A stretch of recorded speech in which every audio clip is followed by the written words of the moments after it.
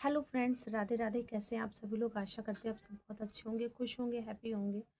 तो फ्रेंड्स, आज मेरा टॉपिक कोई नया नहीं है, वही पुराना है। दहेज प्रथा और हमारी बेटियां जो मर रही हैं, बलि चढ़ रही हैं दहेज के, वो किस हद तक सही है?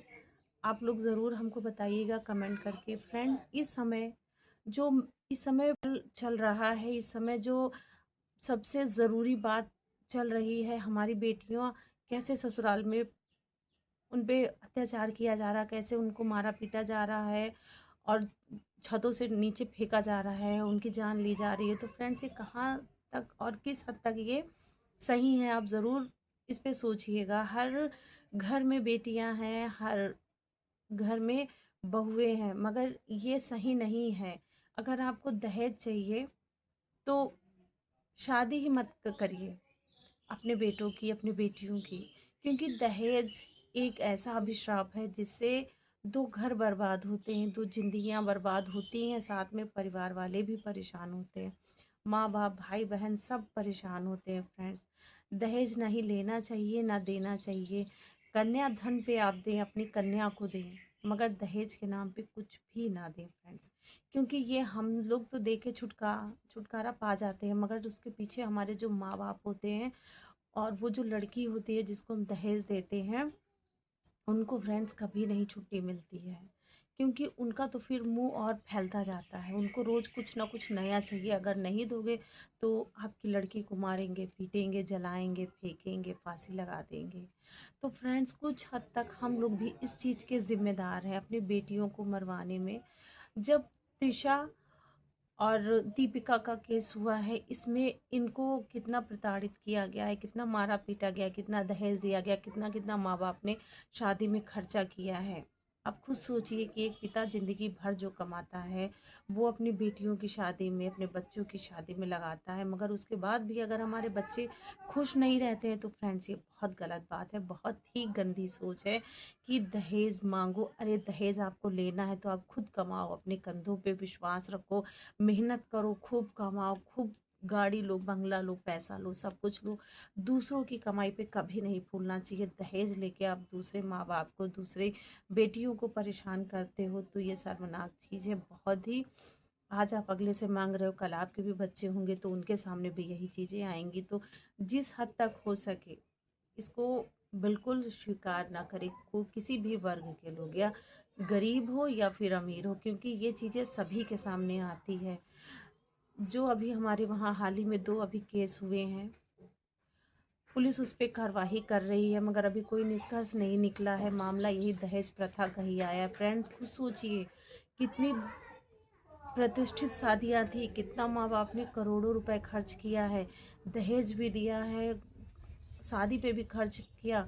फ्रेंड्स, उसके बाद भी हमारी बेटियां सुरक्षित नहीं हैं, वो मारी जा रही हैं, जलाई जा रही हैं, फिर छत से फेंकी जा रही हैं। तो सोचिए कितनी शर्मनाक बात है। एक बाप अपनी बेटी की शादी करता है, दहेज देता है बच्चों को खुश रखने के लिए, मगर वहीं हमारी बेटियों को फेंक दिया जाता है छत से, मार पीट के। फ्रेंड्स, अभी 14 महीने हुए हैं शादी के, क्या बेटियों को खुश रहने का अधिकार नहीं है? सोचिए, नई नई शादी होती है, कितने सपने होते हैं हर लड़की के, मगर सोचिए एक भी सपना उसका पूरा हुआ कुछ दिन बाद से ही उनको मारना पीटना, गाली गलौज, लड़ाई झगड़ा। और वहाँ पर लड़की कह भी रही है घर वालों से कि मुझे नहीं रहना है, मुझे ले जाओ, मगर परिवार वाले भी इस पे इसमें किस हद तक जिम्मेदार होते हैं? जब लड़की आपकी कह रही है, फ़ोन पे मैसेज कर रही है, कॉल पे भी बात कर रही है कि मुझे नहीं रहना है, मुझे ये लोग परेशान कर रहे हैं, टॉर्चर कर रहे हैं, तो आप अपने बच्चे को लेके आइए। क्यों नहीं लेके आते? शादी करने से ही माँ बाप की जिम्मेदारी नहीं ख़त्म हो जाती है? बच्चियों का साथ भी देना ज़रूरी होता है। जब वो कह रही है कि मुझे नहीं रहना है, तो एक बार आप अपनी बेटी को बुला के घर उसकी बात सुने, जो निष्कर्ष है उस पे निकले, समझ में आता है तो भेजिए, नहीं तो मत भेजिए। क्योंकि बेटियां अगर जिंदा हैं तो वो आपके पास हैं, अगर उनको कुछ हो जाता है तो कब्र से आप उनको वापस नहीं ला सकते हैं। तो थोड़ा घर वाले भी इस चीज़ पे ध्यान दें। एडजस्ट एडजस्ट कहाँ तक एडजस्ट करें लड़कियां, आप खुद बताइए। सोचिए उस लड़की ने कितना एडजस्ट किया होगा, कितना सहा होगा, कितना बर्दाश्त किया होगा, उसके शरीर पे कितने कितने घाव उन लोगों ने दिए, कितना उसने बर्दाश्त किया अपने माँ बाप के लिए। फिर भी माँ बाप यही कह रहे हैं एडजस्ट करो। अब वो जब मर जाती है तब क्यों मारा मेरी बेटी को, मेरे पास वापस कर देते। तो गलती कुछ हद तक माँ बाप की भी है कि माँ बाप इस चीज़ को सीरियसली नहीं लेते हैं।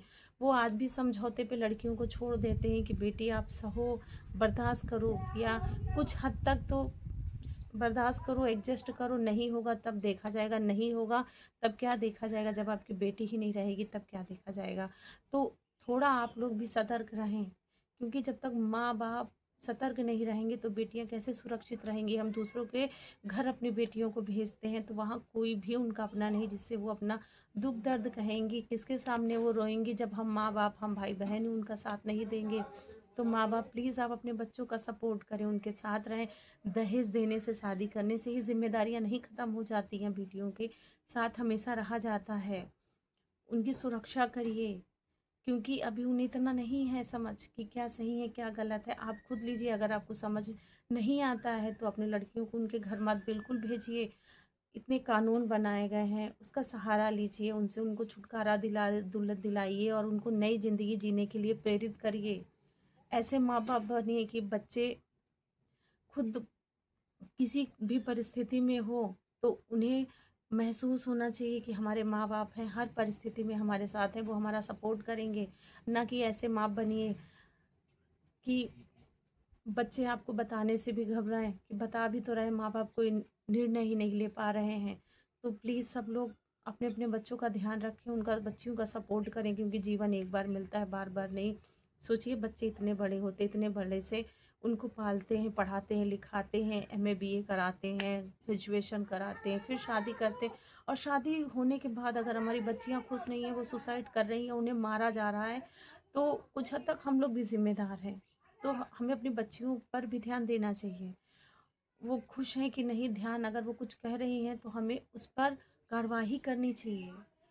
हमारा कानून है, इतने सख्त सख्त कानून बनाए गए हैं जिसमें लड़कियों का बहुत पक्ष लिया जाता है, सब कुछ उनकी देखभाल के लिए रखा गया है। मगर आप लोग थोड़ा तो आगे बढ़ें। भगवान भरोसे, राम भरोसे सब कुछ हम लोग नहीं छोड़ सकते हैं। खाना रखा है, जब तक आप खाओगे नहीं आपके मुंह में कैसा जाएगा। इसीलिए जब तक आप कोई निर्णय नहीं लेंगे तो कैसे वो काम पूरा होगा। आप बच्चियों को ऐसे मरने के लिए कैसे छोड़ सकते हैं किसी दूसरे के भरोसे। इसीलिए हमेशा सब लोग अपने बच्चों का ध्यान रखें, बेटियों का, क्योंकि बेटी वो बगिया का फूल है कि जब तक वो रहती है मायके में तो मायके को खुशबू देती है, चहचहाती है, पूरा घर महकाती है। और जब वो ससुराल जाती है तो वही ससुराल में भी उसका काम रहता है कि अपने काम से, अपने कर्तव्यों से, सारे कर्तव्यों को पूरा करती है और अपनी खिलखिलाहट बातें ससुराल में भी ऐसे करती। मगर कुछ ससुराल वाले ऐसे होते हैं जो बहुओं का बिल्कुल मान सम्मान नहीं करते हैं। कुछ थोड़े से फ्रेश लालच के लिए, दहेज के लिए उनकी बलि चढ़ा देते हैं। मगर ये बहुत गलत बात है। ईश्वर सब देख रहा है, आज नहीं कल आपके साथ भी ऐसा होगा। तो प्लीज़ ऐसा मत करें। अगर नहीं रखना है तो उनको उनके मायके भेज दें या आप छोड़ दें, मगर किसी की हत्या ना करें बिल्कुल। बस यही हम कहना चाहते हैं कि सब लोग अपने बच्चों, बेटियों का ध्यान रखें, बेटियों को अपनी देखभाल में रखें, अपने नज़रों के सामने रखें। ससुराल में भी हैं तो बातचीत करते रहें। अगर कुछ भी, कोई भी घटना होती है तो तुरंत उस पर कार्रवाई करें, ना कि बेटा एडजस्ट करो। ये एडजस्ट करना कभी कभी जान भी ले लेता है। तो फ्रेंड्स, अगर आप हमारी बात से सहमत हैं तो प्लीज़ हमें कमेंट करें, शेयर करें हमारे ब्लॉग को, और नए हैं तो हमारे चैनल को सब्सक्राइब करें। मिलते हैं अगली और वीडियो में, तब तक के लिए राधे राधे।